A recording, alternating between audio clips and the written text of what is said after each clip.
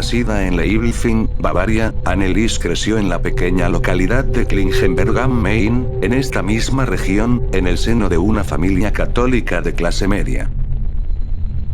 Sin previo aviso, su vida cambió drásticamente un día de 1968 cuando tenía 16 años, luego de que la joven comenzara a temblar, sumado a una serie de violentos movimientos, dándose cuenta de que no tenía control sobre su propio cuerpo. Ni siquiera era capaz de llamar a sus padres, ni a ninguna de sus 3 hermanas. Un neurólogo de la clínica psiquiátrica de Würzburg, de Alemania, la diagnosticó con el gran mal de la epilepsia. Y a consecuencia de la dureza de sus ataques y de una fuerte depresión que padeció poco después, Annelies fue finalmente admitida en el hospital para disponerla a tratamiento. Poco después de que comenzaran los ataques, la joven alemana comenzó a tener diabólicas visiones de caras monstruosas durante sus rezos diarios. Incluso, escuchaba voces que le decían que iba a arder en el infierno. Ella les mencionó los demonios a los médicos solo una vez, explicándoles que estos habían comenzado a darle órdenes. Los doctores parecían no encontrar el problema, y Annelies no tardó mucho en perder la fe en que la medicina llegase a curarla. Esto no le impidió seguir estudiando en la Universidad de Würzburg en 1973, pero ahí fue donde los ataques aún fueron más fuertes y continuos. Debido a la gran creencia religiosa de su familia y de ella misma, Annelies empezó a creer que estaba poseída por algún demonio. No podría haber otra explicación. Sus padres, desconcertados y frustrados al observar que la medicación que estaba recibiendo su hija no le servía de mucho, sino que aún la empeoraba más ya que venía sufriendo de efectos psicóticos que incrementaban con el pasar de los días, rompieron los dictámenes médicos. En el verano de 1973, sus padres visitaron a diferentes pastores solicitando un exorcismo. Sus requerimientos fueron rechazados y les recomendaron que Annelies, de ahora 20 años, debía continuar con su tratamiento médico. Les fue explicado que el proceso por el cual la iglesia comprobaba una posesión era muy estricto, y hasta que todos los aspectos no estuviesen cubiertos, el obispo no podía aprobar un exorcismo. Los requerimientos, por nombrar algunos, incluían aversión a los objetos religiosos, hablar en idiomas que la persona nunca ha aprendido y poderes sobrenaturales. Pero ciertamente los síntomas que padecía la muchacha eran muy serios y altamente inquietantes, pues la joven se mutilaba a sí misma, comía moscas, carbón, y bebía su propia orina.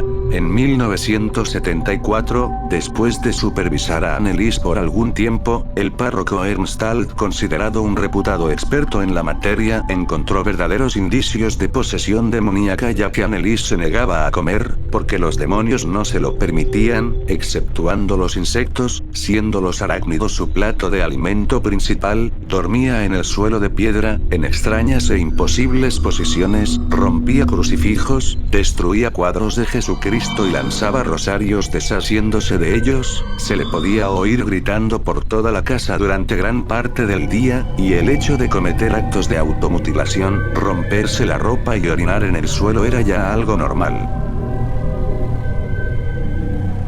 Después de hacer una verificación exacta de la posesión, en septiembre de 1975 el obispo de Würzburg, Joseph Stangl, ordenó finalmente la orden de llevar a cabo el gran exorcismo, que sería realizado por el propio pastor Alt y por el padre Arnold Renz. Entre septiembre de 1975 hasta julio de 1976, se le practicaron 1 o 2 sesiones de exorcismo por semana.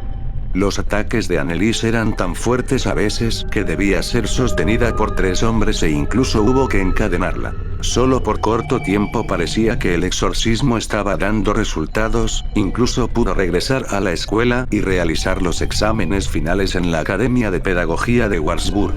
Los ataques, aún así, no terminaron.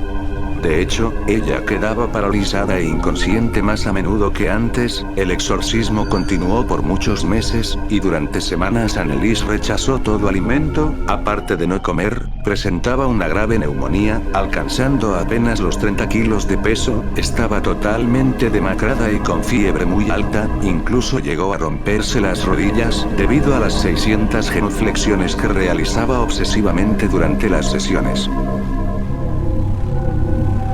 El último día del rito del exorcismo fue el 30 de junio de 1976, y para este punto Anneliese sufría de neumonía, también estaba completamente delgada y tenía una fiebre muy alta. Exhausta y físicamente incapacitada para hacer las flexiones por su cuenta, sus padres la paraban y la ayudaban con los movimientos. Lo último que le dijo Anneliese a sus exorcistas fue: rueguen por el perdón. Acto seguido, dirigió su mirada hacia su madre, y le dijo: mamá, tengo miedo. Anna Mitchell grabó la muerte de su hija al día siguiente, el 1 de julio de 1976, al mediodía.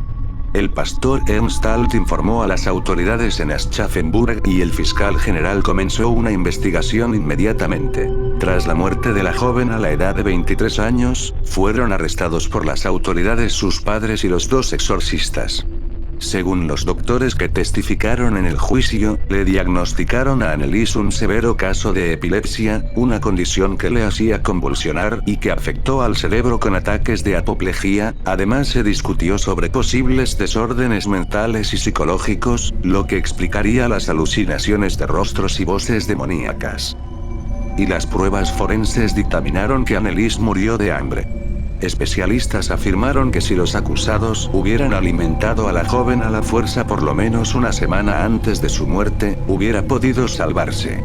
Los exorcistas intentaron probar la presencia de los malignos, poniendo las cintas grabadas y se llegaron a registrar hasta 42 audios en los que se oían extraños diálogos, como el de dos demonios que discutían sobre cuál de los dos debería abandonar primero el cuerpo de la chica. Nadie de los testigos de los exorcismos dudó jamás sobre la autenticidad de presencias diabólicas, incluyendo a su hermana, declarando que Anneliese no quería que la ingresaran en un hospital mental. Los psiquiatras, a quienes se les había ordenado testificar, decían que los sacerdotes dieron a Anneliese el contenido de sus conductas psicóticas.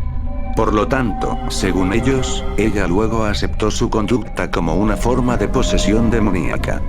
También declararon que el desarrollo sexual inestable de Anneliese, junto a su diagnosticada epilepsia, habían fortalecido la psicosis.